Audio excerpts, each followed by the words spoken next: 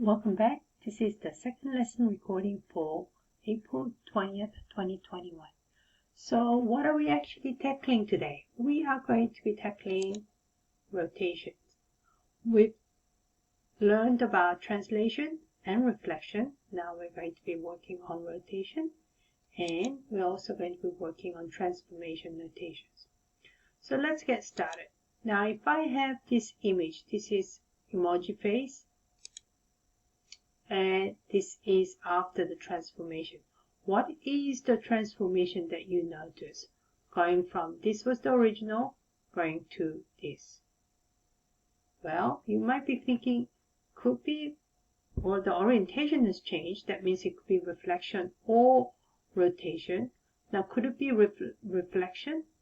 If there was a line of reflection going down this way, okay, you would expect the birthday hat to be pointing out this way if it was a reflection, if it was a mirror image about the line of reflection there. So this is not reflection, but this is rotation. So it is rotating from this point, this emoji face, to over here. Now what's the difference between this rotation and this rotation? Can you describe it for me in private chat? What do you notice? What is the difference? Well, there is a direction difference, isn't it? The first one is going clockwise versus counterclockwise. Now, so when we're talking about direction of clockwise and counterclockwise, I know a lot of you have not learned how to read analog clocks, but think about all the numbers, okay? All the numbers on the analog clock. And you see the 1, 2, 3, 4, 5, 6, 7, 8, 9, 10. And the way the big hand moves, it moves in this direction. That's why this is the direction of clockwise, where the numbers are going up, okay? But if the numbers are going down, the clocks do not go this way. That is the reason we call the opposite direction counterclockwise. So that's a counterclockwise, and this is the clockwise. Okay, it's the direction of a clock. This is the opposite to the direction of the clock. So rotation, for a rotation, you need to have a direction as to whether it's going clockwise or counterclockwise. Something else you need is the amount or the degree of rotation. Okay, so to do that, you need to be sort of thinking about drawing a line. So if I was to draw a line to the center of rotation, say the center of rotation is right here. Straight line down here and went to this line over here. What is the angle measure that went from this to there? Okay, it's 90 degrees. So we say it's 90 degree clockwise to this emoji face, and same thing from this straight line here to straight line here, connecting the image to the center of rotation, you can see that it rotated 90 degrees counterclockwise. Right? Then what about this? If I gave you this to rotation, this is again a rotation, and this to rotation. What is the difference? What do you notice any difference there? Well, certainly the distance it covered, it moved, has changed. The location has changed significantly more with the first one, but less so with the second one.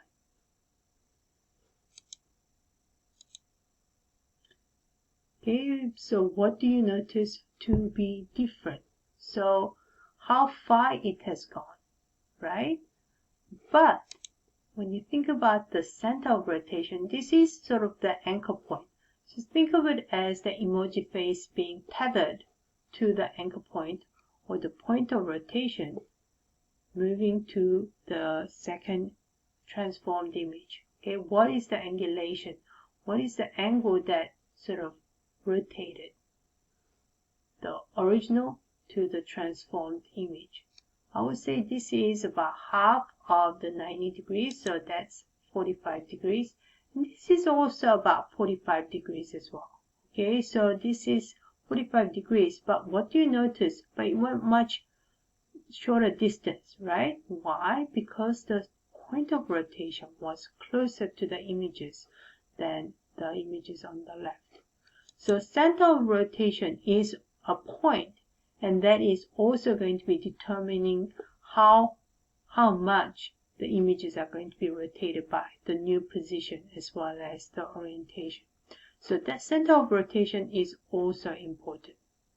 So now we're going to be working on card number 1 to 4 of the Desmos, and we're going to be working on this together. And this is card number 1. And in the beginning of this class, I said that if you have access to a printer, then you should be getting a printout, because that is going to be easier for you to work on. But if you don't have a printer, you can just work on Desmos. And I will be grading from either Desmos or what you turn in. So to demonstrate how you rotate, I am going to use the printout. So first thing is you need to get your tracing paper, okay? And then you trace the image, but not just the image, but I want you to trace the axis as well. Okay, so both the axis. So here I'm tracing the image first.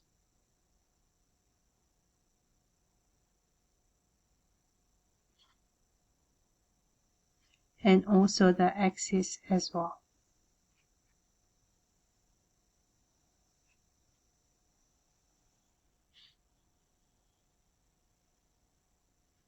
Okay, now I'm actually going to highlight one of the axes just so that we can clearly see what's happening. So I am currently tracing the y-axis. Okay, so now it says trace the paper and rotate the image clockwise. Clockwise means we're going to go this direction. Okay, clockwise means we're going to go this direction.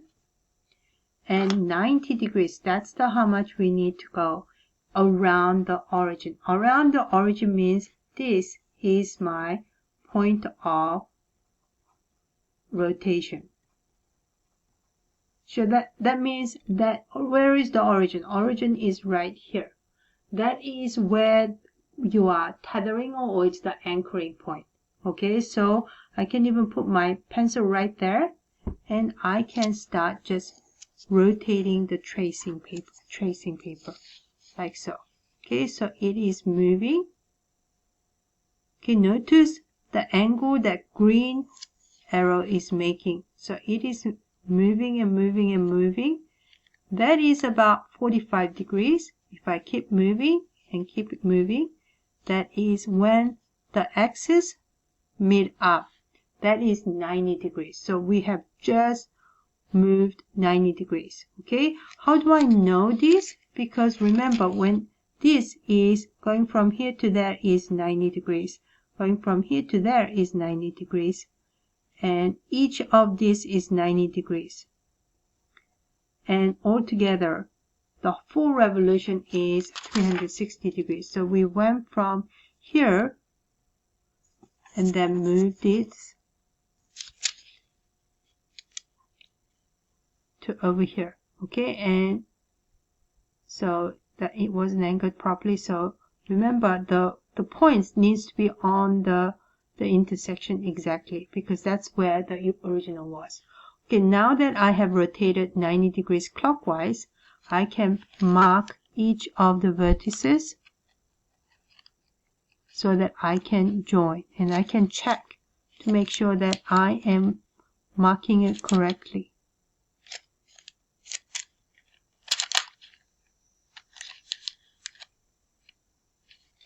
Okay, does it look right? Yes. So then I can join those points.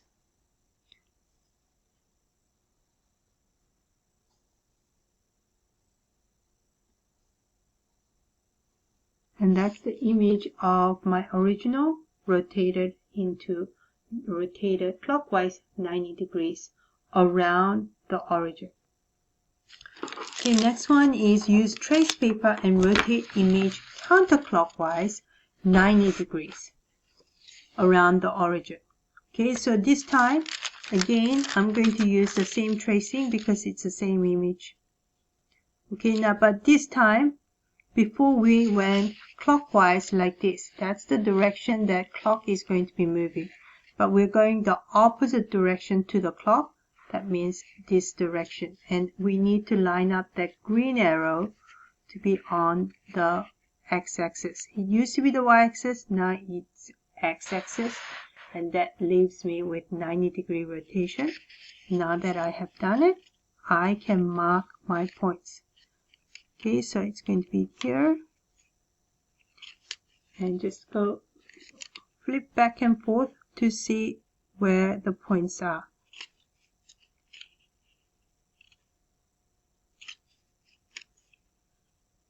Good, and just check it, and then finally you can join those points.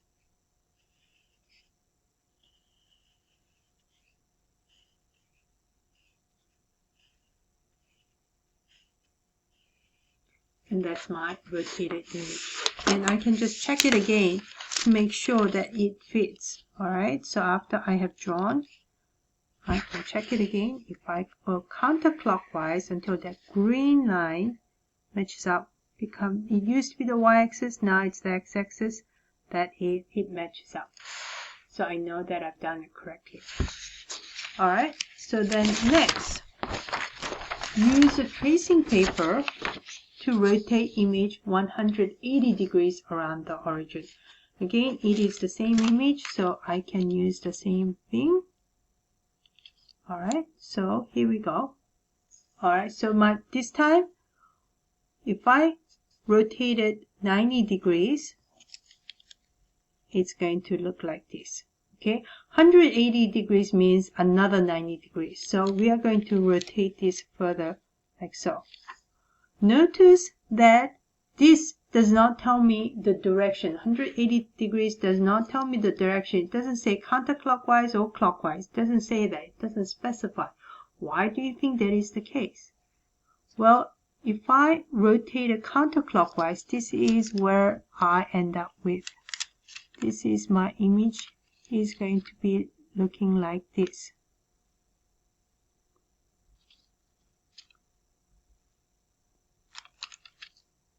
Okay, so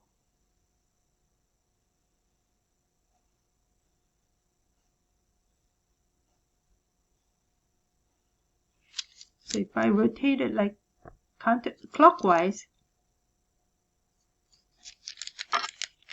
so let's again start with this. Put my pencil here, that's the point of origin. Once, that's 90 degrees, and another. Now this time the y-axis pointing up is pointing down. Okay, so this is 180 degrees. If I started with the original but move counterclockwise 90 degrees and then 180 degrees, you end up with the same image here. Why is that? Because 180 is just half of 360 degrees. Whether you go clockwise or counterclockwise, it's the same thing. Alright, the last one, use tracing paper to rotate the image 90 degrees counterclockwise around the black dot. Around the black dot. That means before the center of origin used to be over here. But this time we are having the center of origin to be here. And we're going to rotate the image 90 degrees counterclockwise. So here we go. Okay, but this time, instead of anchoring my pencil right here and rotating it, I am going to anchor it right here. And we are rotating 180 degrees. Okay, so 90 degrees counterclockwise. That means we're going to go to the left. Okay, but this time we want this vertical line to line up. So the vertical line and the horizontal line needs to line up to one of the grid lines. That tells me we have moved 90 degrees. So that's my new location, and I mark them now.